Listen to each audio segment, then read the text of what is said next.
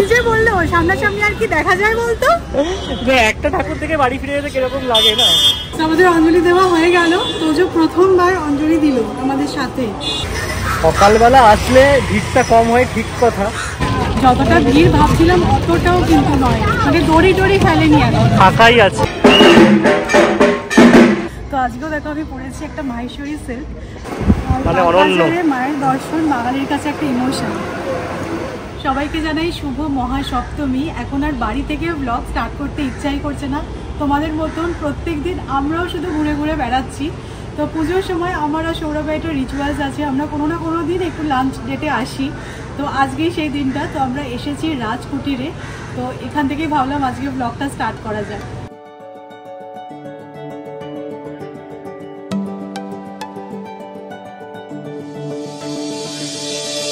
कोई तो है खुदा जिसकी दुआ से हो तुम मेरे दिल में सदा,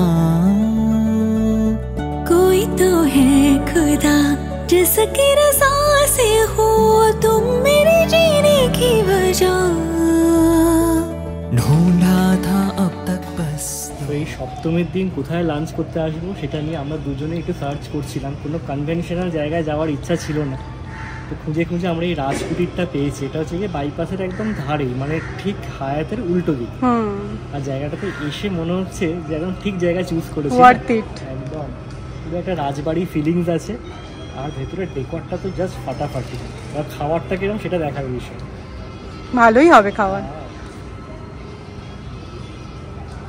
আমরা অ্যাকচুয়ালি টেবিল বুক করে আসিনি, তো 45 মিনিটস ওয়েটিং। তো বললো প্রপার্টিটা হিউজ, তো আপনারা ছবি তুলতে পারেন, বারে বসতে পারেন, যেটাতে আমরা কমফোর্টেবল নই। তো আমরা ওয়েট করছি। আর মানুর এই ফ্যানটা সেভিয়ার আজকে আমার কাছে। কি সাংঘাতিক রোদ আজকে, তাই না?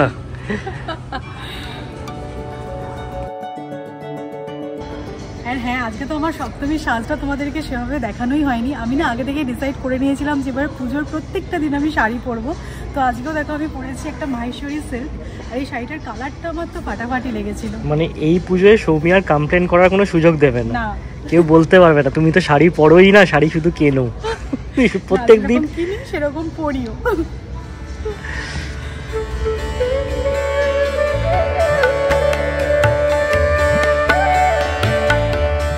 আমাদের মোটামুটি খাবার অর্ডার করা হয়ে গেছে, আসতে একটু তো সময় লাগবেই।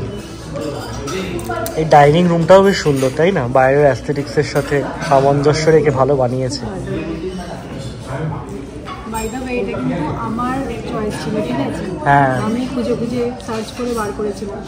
সৌমি অনেক দিন ধরে সার্চ করছে কোথায় যাওয়া যেতে পারে।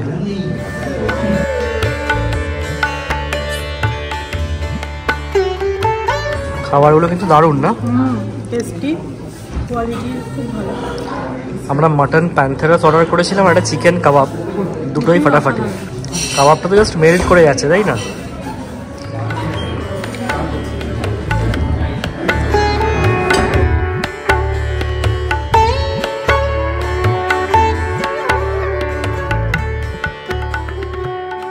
তো আমাদের দারুণ খাওয়া দাওয়া হলো, তো পেট পুড়ে, তাই তো?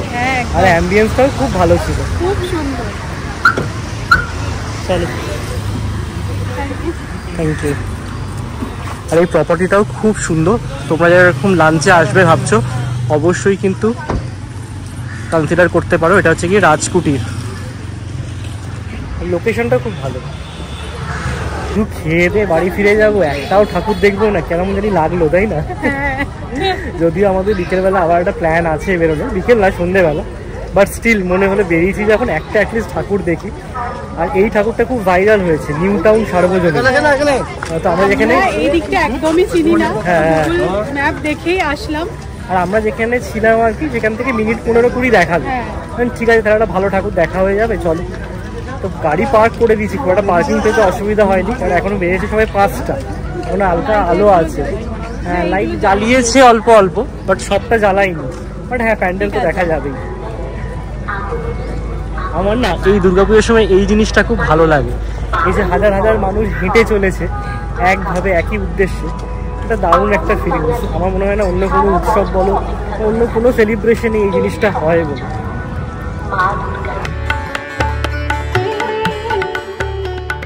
যতটা ভিড় ভাবছিলাম অতটাও কিন্তু নয়, মানে দড়ি টড়ি ফেলেনি আর ফাঁকাই আছে, ঠিক টাইমে এসছি।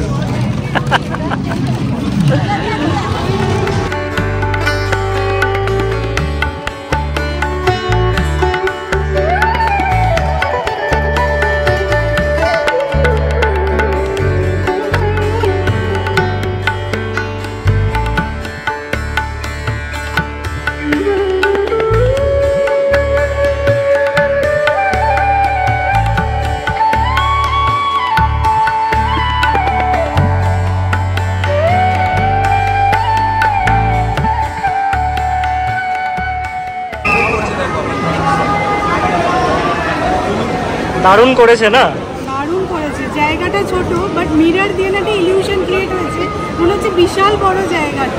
আর রিফ্লেকশনে মায়ের মূর্তিটা খুব ভালো লাগছে। ভালো লাগছে, আর সাইডের উপরে যে কাশফুল লাগিয়ে দিয়েছে, ভালো লাগছে দেখতে। সত্যি দুর্গাপুজোতে ইনোভেশন কোন জায়গায় গেছে। এখানে নেসক্যাফের একটা স্টল দিয়েছে আর কি, এরকম ট্র্যাম করেছে, আর ঘন্টাও বাজছে, আওয়াজ পাওয়া যাচ্ছে। ভেতরেই মানে বসে খাওয়ার জায়গা, হ্যাঁ পুরো ক্যাফে করে দিয়েছে এটা।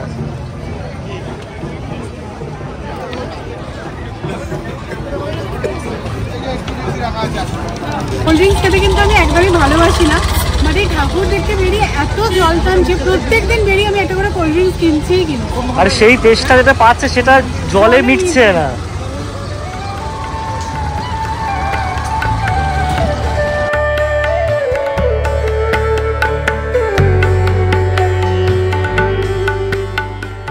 এই জাস্ট বাড়ি ফিরলাম। আজকে যেন তো আমরা একদমই ট্রাফিক পাইনি। আমি সৌরভকে বলছিলাম যে সৌরভ, সবাই মনে হয় প্রথমা থেকে ঠাকুর দেখে থকে গেছে, মণ্ডপেও দেখলাম আজকে একদমই ভিড় নেই, মানে যেই ভিড়টা আছে সেটাকে ভিড় বলা চলে না কলকাতার পুজোয়।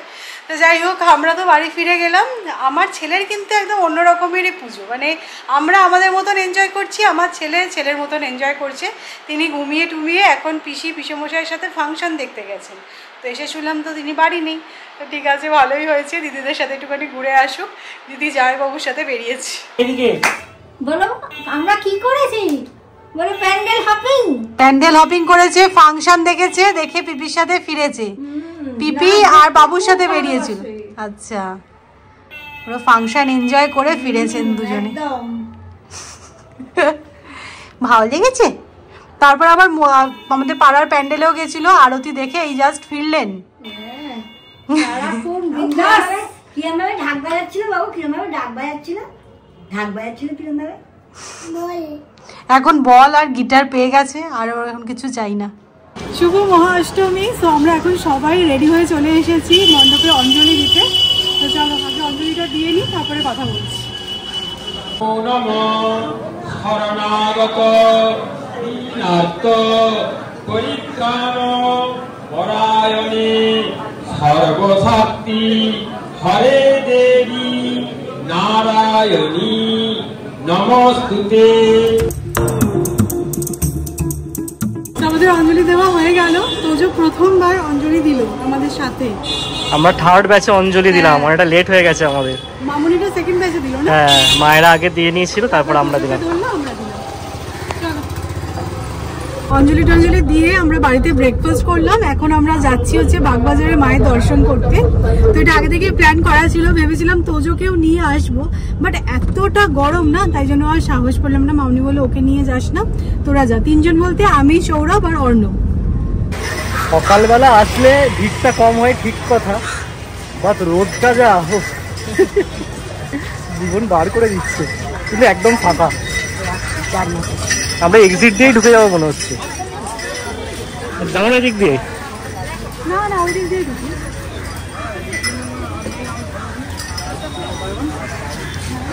আমাদের আজকে ড্রেসটা কিরকম হয়েছে না, গেরুয়া সাদা সবুজ।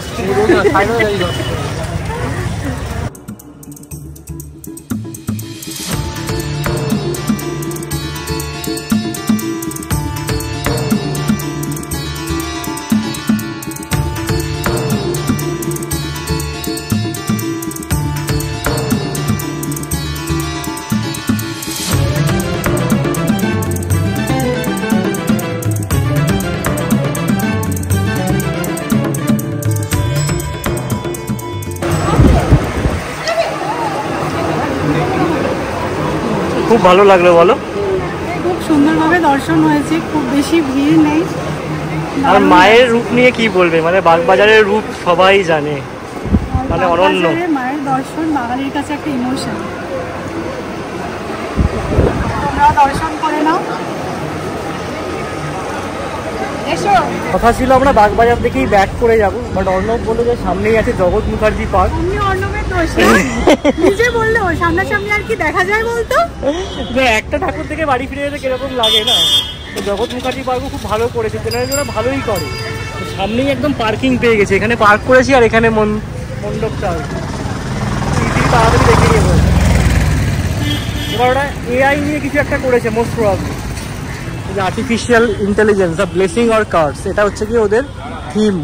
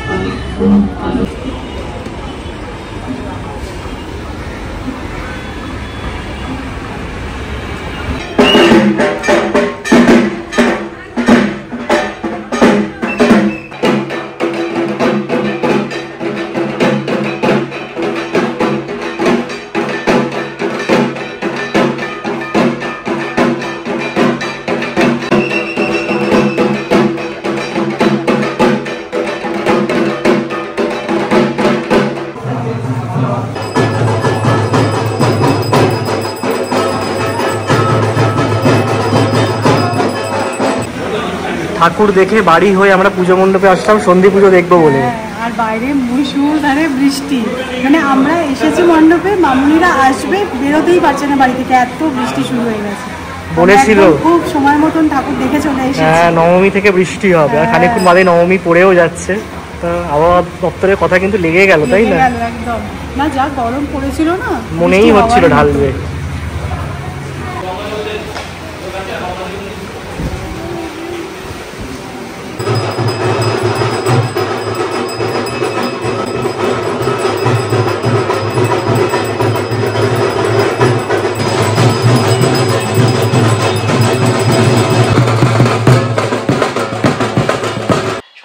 দেখে এসে খাওয়া দাওয়া করে আমরা সবাই একটু রেস্ট নিলাম। অ্যাকচুয়ালি আমাদের বাড়িতে নিয়ম আছে যে অষ্টমীর দিন বাড়িতে ভাত হয় না, মানে খিচুড়ি বা ভাত কিছুই হয় না, আমরা অন্নটা খাই না, লুচি তরকারি দুবেলাই খাওয়া হয়। তো সকালবেলা লুচি, আলুর দম, ছোলার ডাল খাওয়া হয়েছে, রাত্রেবেলা আবার বেগুন ভাজাটা অ্যাড হবে। তো সন্ধি পুজো দেখে এত সত্যিই ভালো লাগলো। আমি যতবারই কলকাতায় থাকি না কেন, ছোটোবেলা থেকেই আমি পার্টিকুলারলি সন্ধি পুজোটা কখনোই মিস করি না। অনেক সময় হয় রাত্রি 2টো 3টে, এখন তো দেখছি দিনের বেলাই হচ্ছে বেশিরভাগ, লাস্ট কয়েক বছর ধরে দেখি। আর আজকে বাগবাজারের ঠাকুরটা খুব সুন্দর দেখা হলো, তার সাথে জগৎ মুখার্জি পার্ক ছিল, উপরি পাওনা। পুজোর সময় না বাড়িতে বসে থাকতে সত্যি কারোর ভালো লাগে না। আমাদেরও প্ল্যান আছে এখন সন্ধ্যেবেলা বেরোবো, কোথায় যাবো এখনও ঠিক করিনি, বাট হ্যাঁ বড়নগরের মধ্যেই থাকবো, দূরে কোথাও যাবো না, কারণ সন্ধ্যেবেলা দূরে যেতে গেলে একদম মানে চিলেচ্যাপটা হয়ে যাবো। সেই কারণে না গত বছর আমরা আসিও নি কলকাতায়, কারণ কলকাতায় এসে তো যেহেতু একদম ছোটো ছিল তখন ওকে নিয়ে কোথাও যাওয়া যেত না, বা ওকে রেখেও যাওয়া যেত না, তখন মোস্ট প্রবলি ব্রেস্ট ফিড করতো। তো সেই কারণে আমরা কলকাতাতেও আসিনি, যে না বাড়িতে বসে থাকবো না, বাড়িতে বসে থাকা মানে কলকাতায় এসে যা পুনেতে থাকাও একই ব্যাপার। তো যাই হোক, চলো আজকের ব্লগটাকে এন্ড করছি। বিকেলবেলা কী করবো সেটা দেখা যাক। যদি আজকের ব্লগটা ভালো লেগে থাকে তাহলে অবশ্যই করে লাইক করো, শেয়ার করো, আর তোমাদের পুজো প্রত্যেকের খুব ভালো কাটুক। আবার দেখা হচ্ছে একটা নেক্সট ব্লগে, ওদের জন্য টাটা, গুড নাইট।